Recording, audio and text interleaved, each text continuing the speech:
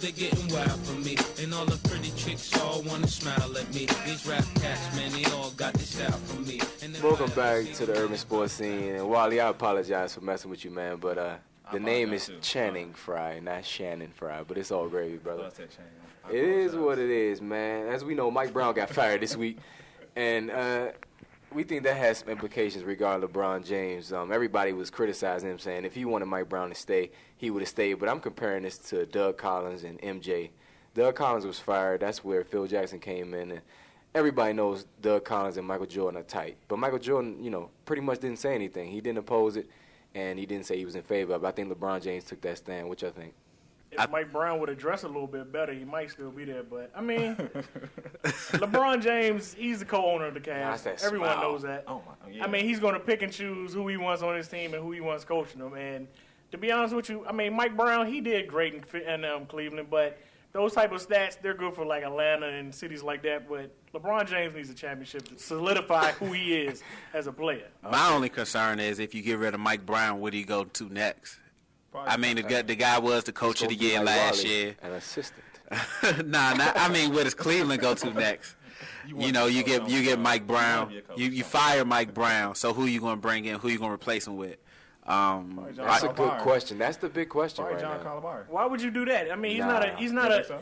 If LeBron wants an NBA championship, then you need to go get a coach who has an NBA championship. I think LeBron wants. Calipari doesn't even have an NCAA championship. That's true. I just think LeBron wants a coach who can run up and down the floor. Everybody else on the market ain't that kind of coach. You can't get D'Antoni. He's in New York, and I don't think he really wants to go to New York for real. Well, they looking at Phil too, I heard. Yeah, supposedly, but allegedly. You don't know how that stuff goes, huh? Well, no, but Phil wants like $12 million, and me personally, I don't see why. If I'm Phil Jackson, I would leave sunny L.A. to come to cold Cleveland, especially with the health issues he's having. But if you can get $12 million, I mean, are they gonna bring his chair? I hate that. Are they gonna bring his custom chair to Cleveland though? Probably, he could probably buy another custom chair for what they want to pay him. They probably build it in Cleveland. I'm just happy we won't have to see Mike Brown at a press conference because that dude makes the funniest face expressions. Oh, well, yeah, I don't like his smile, but, I mean, he's gone now, and it's still a question whether LeBron is going to stay. A lot of people think more so that he's going to stay. I know you mentioned Calipari. I don't think that's an option, and we're going to listen to a John Wall interview later where he alluded to that, saying John Calipari pretty much told him he's staying in Kentucky. But, I mean, free agency is bigger than just LeBron. Right now, Chris Bosh just came out with a wish list of teams, and I think, what's the list? Miami, L.A. Half the teams New York, New York. Who else? The Lakers. Chicago. The Lakers okay, and Chicago. That's the five. And he also said, well, he didn't say, but speculation that. And also, I think the Mavericks is on the list because he's from Dallas. No, actually, he said he might not want to play with Dallas because too much pressure on him. Oh, really? Mm-hmm. He looks like Snoop, so if he went to L.A., that would be a good fit, wouldn't it? Sticky Icky. I don't know. I mean, he said, I mean, it's speculation before I was interrupted that his decision and LeBron's decision will go hand in hand, which I think. I think that's legitimate. I think at this stage of the game, Chris Bosh, excuse me. I want to see if you can run it. Chris Bosh, he's tired of losing.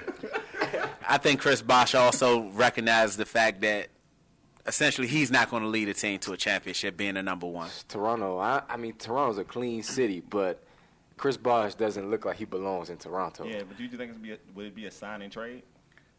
I don't think so. Because most teams that pretty much want him can easily just sign him, and why give up players to get him? In terms of helping the organization himself, because Toronto can pay him the most money, so wouldn't it benefit him as well if he didn't want to be in Toronto and benefit the actual organization? Well, but one thing that was interesting to me as far as his wish list, he didn't involve Cleveland on there, and LeBron currently plays for Cleveland.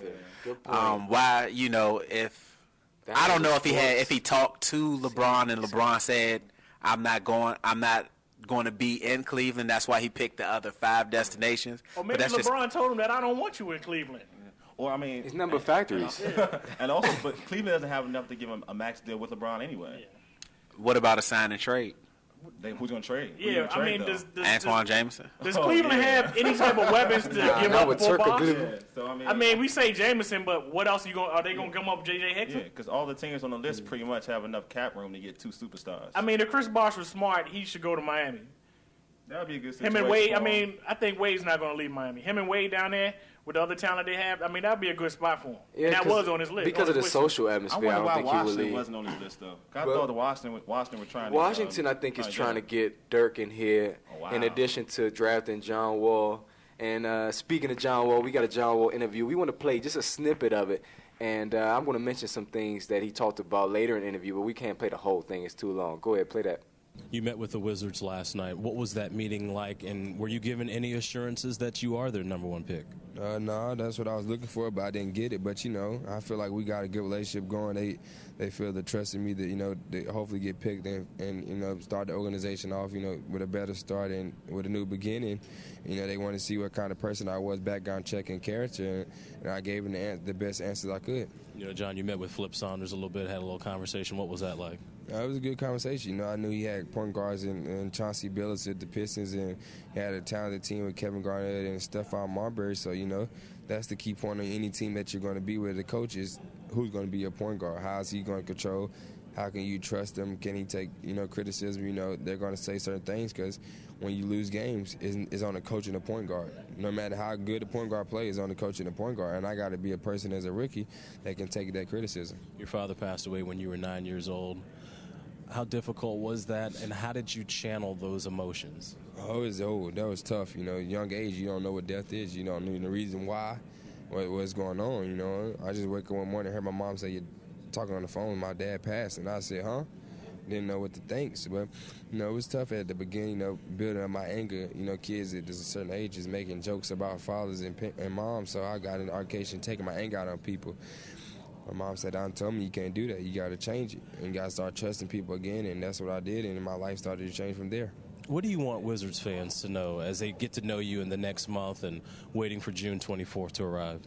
Oh, I'm a fantastic kid, like to have fun, living a life, I also got to be a grown man at certain times, but, off the court, you got to be a grown man there, but I like to have fun, chill, relax, and try to win games. That's my best, is to be a leader.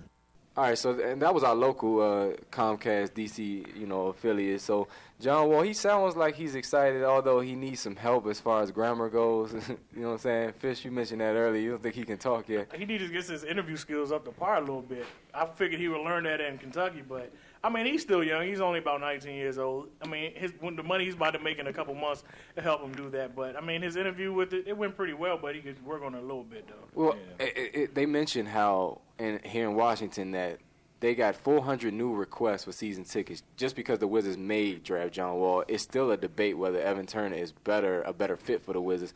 But anyway, John Wall also mentioned later in that interview how LeBron is like family and how he looks forward to playing against LeBron. So I think we can X out LeBron and come to Washington, which sucks. I would love to have LeBron, but, I mean, it would be a tough fight between them two. I think we're going to rename 7th Street to Wall Street, you know what I'm saying, when we bring John Wall in. You know what's wild, though? I don't want to cut you off, though, Ray. Yes, it's like we're giving all this attention to John Wall. What if the Wizards pull a Houston Texans and don't take John Wall and take somebody else? And take Turner? And take Turner or Cousins. Everybody. I mean, right now we're giving all this attention to John Wall, but, I mean, it ain't etched in stone. He ain't a Wizard yet.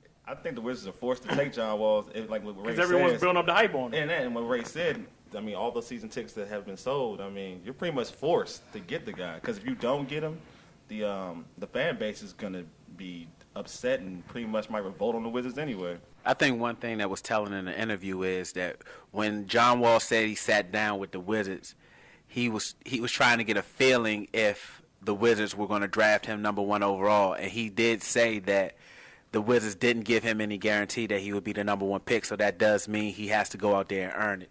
It's still up.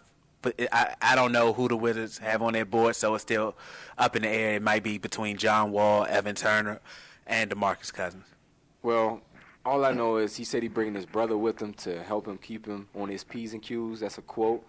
And I hope his brother helps him manage his money because look at what's going on with Eddie Curry. My gosh, I mean, he's in serious financial trouble, and we just talked about that a couple weeks ago on Real Talk about how athletes don't manage millions. I mean, we're talking between 50 and 100 million correctly. And Fish, you didn't even like the topic at the time, but now you have some strong feelings as far as Curry Chicken goes. Go ahead. My feelings towards him in particular is it's a lot more behind him than maybe the typical athlete. What's behind him? Tell the people. Well, he had a